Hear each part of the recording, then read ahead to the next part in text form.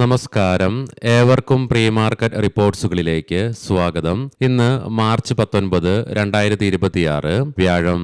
ഇന്ന് സെൻസെക്സിന്റെ ഈ മാസത്തെ മൂന്നാമത്തെ ആഴ്ചയിലെ വീക്കിലി എക്സ്പയറിയാണ്. കൂടാതെ ഇന്നലെ നമ്മുടെ മാർക്കറ്റ് അടച്ചതിന് ശേഷം ഗ്ലോബൽ മാർക്കറ്റിലാകമാനം കാര്യങ്ങൾ മാറിമറിയുകയുമുണ്ടായി. അവയെക്കുറിച്ചൊക്കെ വിശദമായി തന്നെ നമുക്ക് ഈ വീഡിയോയിൽ പരിശോധിക്കാം. ഇറാന്റെ പ്രധാന ഊർജ്ജ സ്രോതസ്സായ ഫാർസ് ഗ്യാസ് ഫീൽഡില് ഇസ്രായേലിന്റെ ഭാഗത്ത് നിന്നും ഇന്നലെ അതിശക്തമായ ആക്രമണം നടത്തുകയുണ്ടായി. ഇതിനെ തുടർന്ന് ഇറാന്റെ ഭാഗത്ത് നിന്നും ഇസ്രായേലിനും ഗൾഫ് രാഷ്ട്രങ്ങളുടെ ഊർജ്ജ സ്രോതസ്സുകളെ ലക്ഷ്യമാക്കിക്കൊണ്ട് ഇറാൻ ആക്രമണം ശക്തമാക്കുമെന്നുള്ള മുന്നറിയിപ്പ് നൽകിയതിനെ തുടർന്ന് ബ്രെന്റ് ക്രൂഡിന്റെയും ക്രൂഡ് ഓയിലിന്റെ വില അതിശക്തമായി കുതിച്ചു വരുവാൻ കാരണമാക്കി.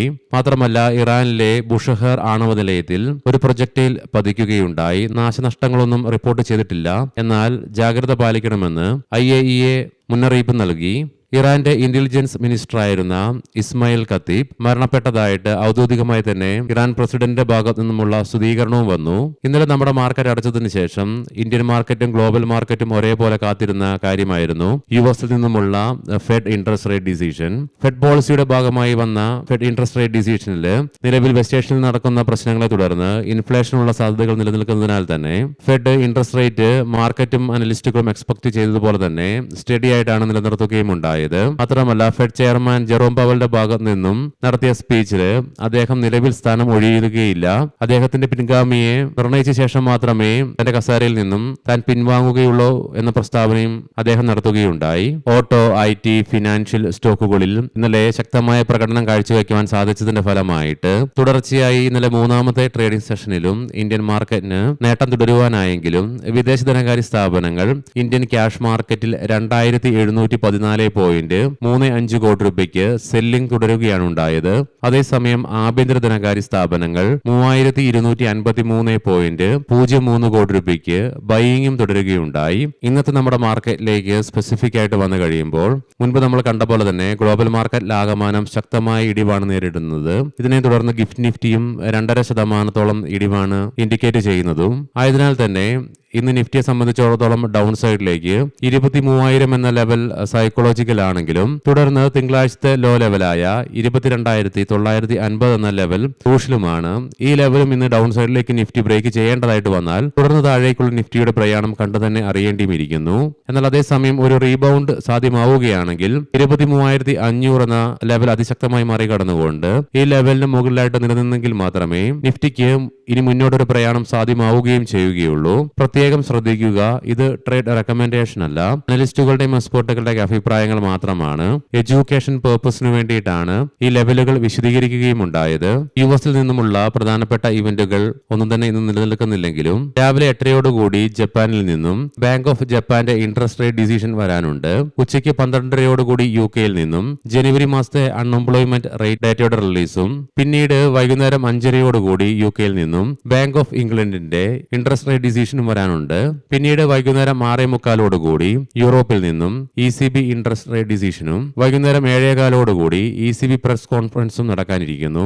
ഇവയൊക്കെയാണ് ഇന്നത്തെ പ്രധാനപ്പെട്ട ഗ്ലോബൽ ഇവന്റുകൾ. ഇനി നമുക്ക് ഗ്ലോബൽ മാർക്കറ്റുകൾ പരിശോധിക്കാം. ഇന്നലെ US മാർക്കറ്റില് S&P 500-ന് 1.25%-ലേറെയും നാസ്ഡാക്കിന് 1.5%-നടുത്തും നഷ്ടത്തോടുകൂടി തന്നെ വ്യാപാരം അവസാനിപ്പിക്കേണ്ടി വന്നു. കൂടാതെ US ഡോ ജോൺസ് ഫ്യൂച്ചറും നഷ്ടത്തിൽ തന്നെയാണ് വ്യാപാരം നടത്തിക്കൊണ്ടിരിക്കുന്നതും. യൂറോപ്യൻ മാർക്കറ്റ്സിൽ UK, ജർമ്മൻ മാർക്കറ്റുകൾക്ക് 1%-നടുത്തും ഫ്രാൻസ് മാർക്കറ്റിന് നേരിയ നഷ്ടത്തോടുകൂടിയും വ്യാപാരം അവസാനിപ്പിക്കേണ്ടതായിട്ടും വരികയും ചെയ്തു. നിലവിൽ ഗിഫ്റ്റ് നിഫ്റ്റി ഇൻഡിക്കേറ്റ് ചെയ്യുന്നത് 585 പോയിന്റുകളുടെ അഥവാ 2.46% ഇടിവാണ്. ആയതിനാൽ തന്നെ ഇന്ന് നമ്മുടെ മാർക്കറ്റിൽ huge gap down opening expect ചെയ്യേണ്ടതായിട്ട് വരും. ഏഷ്യൻ മാർക്കറ്റ്സിൽ ജപ്പാൻ, കൊറിയൻ മാർക്കറ്റുകൾ 3%-നടുത്ത് നഷ്ടത്തിലാണ് ഇന്ന് വ്യാപാരം ആരംഭിച്ചിരിക്കുന്നത്. ബ്രെന്റ് ക്രൂഡിന്റെയും ക്രൂഡ് ഓയിലിന്റെ വിലയിൽ മുൻപ് നമ്മൾ കണ്ട പോലെ തന്നെ ശക്തമായ ഉയർച്ചയാണ് അനുഭവപ്പെടുന്നത്. ബ്രെന്റ് ക്രൂഡിന്റെ വില $111.19 പെർ ബാരൽ എന്ന നിലയിലേക്കും ക്രൂഡ് ഓയിലിന്റെ വില $99.09 പെർ ബാരൽ എന്ന നിലയിലേക്കും എത്തിച്ചേരുകയും ചെയ്തു. ഗോൾഡിന്റെ വില ഇന്നലെ നമ്മുടെ മാർക്കറ്റ് അടച്ചതിന് ശേഷം ഇടിവ് രേഖപ്പെടുത്തിയെങ്കിലും നിലവിൽ നേരിയ ഉയർച്ചയാണ് ഗോൾഡിൽ കാണുവാനായിട്ട് സാധിക്കുക. 4836.61 US$ പെർ ഔൺസ് എന്ന നിലയിലായിട്ടാണ് ഗോൾഡിൽ വ്യാപാരം നടന്നുകൊണ്ടിരിക്കുന്നതും. ലീഡിംഗ് ആയ ADR സ്റ്റോക്സിൽ ആക്സിസ് ബാങ്ക് ADRന് ഫ്ലാറ്റ് ആയിട്ടും ബാക്കി എല്ലാ ADR സ്റ്റോക്സിനും നഷ്ടത്തോടുകൂടി തന്നെ വ്യാപാരം അവസാനിപ്പിക്കേണ്ടതായിട്ടും വന്നു. HDFC ബാങ്ക് ADRന് 7.4% നഷ്ടം നേരിടേണ്ടി വന്നപ്പോൾ ICICI ബാങ്ക് ADRന് 3.5%, ഡോക്ടർ റെഡ്ഡീസിന് 2.5%, ഇൻഫോസിസിന് 2.5%, വിപ്രോയ്ക്ക് 1.5%-ലേറെയും നഷ്ടം നേരിടേണ്ടതായിട്ടും വരികയുണ്ടായി. ഈദ് പ്രമാണിച്ച് അഫ്ഗാനിസ്ഥാനും പാകിസ്ഥാനും തമ്മിൽ നിലവിൽ നടന്നുകൊണ്ടിരിക്കുന്ന യുദ്ധത്തിൽ താൽക്കാലിക സീസ് ഫയർ പ്രഖ്യാപിക്കുകയുണ്ടായി. ഇനി നമുക്ക് സ്പെസിഫിക് ആയിട്ട് നിഫ്റ്റിയുടെയും ബാങ്ക് നിഫ്റ്റിയുടെയും ടെക്നിക്കൽസിലേക്ക് പ്രവേശിക്കാം. നിഫ്റ്റിയുടെ PCR 1.06 എന്ന നിലയിലും മാക്സ് പെയിൻ 23,700 എന്ന ലെവലിലുമായിട്ട് നിലകൊള്ളുന്നു. ഹയർ ലെവൽസിൽ പ്രഷർ അനുഭവപ്പെടുമ്പോഴും പോസിറ്റീവ് ബയാസിനെ സൂചിപ്പിച്ചുകൊണ്ട് മൈനർ അപ്പർ ഷാഡോയോട് കൂടിയിട്ടുള്ള ബുള്ളിഷ് ക്യാൻഡിലാണ് നിഫ്റ്റിയുടെ ഡെയിലി ചാർട്ട്സിൽ നിന്നും കാണുവാനായിട്ടും സാധിക്കുന്നത്. RSIയിലും ഉണർവ് രേഖപ്പെടുത്തിയതിനെ തുടർന്ന് 37.04 എന്ന ലെവലിലേക്കും എത്തിച്ചേർന്നു. വീക്കിലി ഓപ്ഷൻസ് ഡാറ്റ പ്രകാരം 24,500 എന്ന സ്ട്രൈക്കിലാണ് കോൾ സൈഡിൽ ഏറ്റവും കൂടുതൽ ഓപ്പൺ ഇൻട്രസ്റ്റ് കാണുവാനായിട്ട് സാധിക്കുക. അതേസമയം 23,800 എന്ന സ്ട്രൈക്കിലാണ് ഏറ്റവും കൂടുതൽ കോൾ റൈറ്റിംഗ് നിലവിൽ കാണുന്നതും 23,000 എന്ന സ്ട്രൈക്കിലാണ് ഏറ്റവും കൂടുതൽ ഓപ്പൺ ഇൻട്രസ്റ്റ് പുട്ട് സൈഡിലേക്ക് കാണുവാൻ സാധിക്കുന്നതെങ്കിലും 23,700 എന്ന സ്ട്രൈക്കിലാണ് ഏറ്റവും കൂടുതൽ പുട്ട് റൈറ്റിംഗ് നിലവിൽ കാണുന്നത്. ബാങ്ക് നിഫ്റ്റിയുടെ PCR 0.9 എന്ന നിലയിലും മാക്സ് പെയിൻ 56,000 എന്ന ലെവലിലുമായിട്ട് നിലകൊള്ളുന്നു. വോൾട്ടാലിറ്റി നിലനിൽക്കുമ്പോഴും തുടർച്ചയായിട്ടുള്ള പുൾ ബാക്കിനെ സൂചിപ്പിച്ചുകൊണ്ട് മൈനർ അപ്പർ ആൻഡ് ലോവർ ഷാഡോസോട് കൂടിയിട്ടുള്ള ബുള്ളിഷ് ക്യാൻഡിലാണ് ബാങ്ക് നിഫ്റ്റിയുടെ ഡെയിലി ചാർട്ട്സിൽ നിന്നും കാണുവാനായിട്ട് സാധിക്കുക. RSIയിലും ഉണർവ് രേഖപ്പെടുത്തിയതിനെ തുടർന്ന് 35.11 എന്ന ലെവലിലേക്കും എത്തിച്ചേർന്നു. എങ്കിലും ബാങ്ക് നിഫ്റ്റിക്കും അതിന്റെ എല്ലാ കീ മൂവിംഗ് ആവറേജുകളുടെ താഴെയായിട്ടാണ് വ്യാപാരം അവസാനിപ്പിച്ച് തുടരേണ്ടതായിട്ടും വന്നത്. മാത്രമല്ല ബാങ്ക് നിഫ്റ്റിയുടെ ഷോർട്ട് ടൈം മൂവിംഗ് ആവറേജ് ആയ 20-day EMA 200-day EMAയുടെ തൊട്ടടുത്തായിട്ടാണ് നിലകൊള്ളുന്നത്. കൂടാതെ മിഡ് ഡേ മൂവിംഗ് ആവറേജ് ആയ 50-day EMA 100-day EMAയ്ക്ക് തൊട്ട് അടുത്ത് തന്നെയായിട്ടാണ് നിലകൊള്ളുന്നതും. ഇന്ന് ബാങ്ക് നിഫ്റ്റിക്ക് ശക്തമായ ഇടിവ് നേരിടേണ്ടി വന്നാൽ ഈ രണ്ട് ലെവലുകളും ബ്രേക്ക് ആവുകയും ചെയ്യും.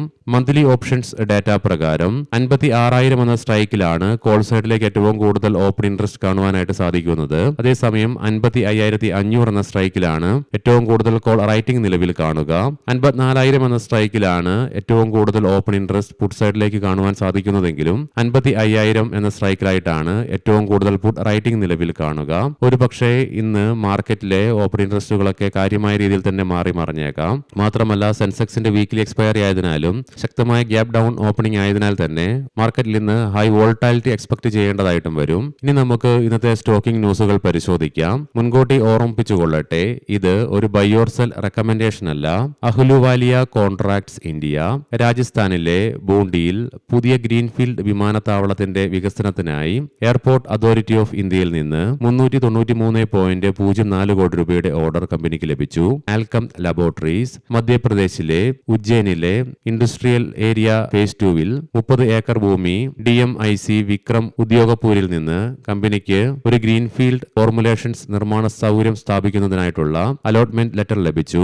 ഘട്ടം ഘട്ടമായിട്ട് 533 കോടി രൂപയുടെ നിക്ഷേപം നടത്തുന്നതിന് കമ്പനിയുടെ ബോർഡ് അംഗീകാരവും നൽകി. മണപ്പുറം ഫൈനാൻസിന്റെയും അനുബന്ധ സ്ഥാപനങ്ങളുടെയും സംയുക്ത നിയന്ത്രണം ബെയിൻ ക്യാപിറ്റൽ ഏറ്റെടുക്കുന്നതിന് റിസർവ് ബാങ്ക് ഓഫ് ഇന്ത്യ അംഗീകാരം നൽകി.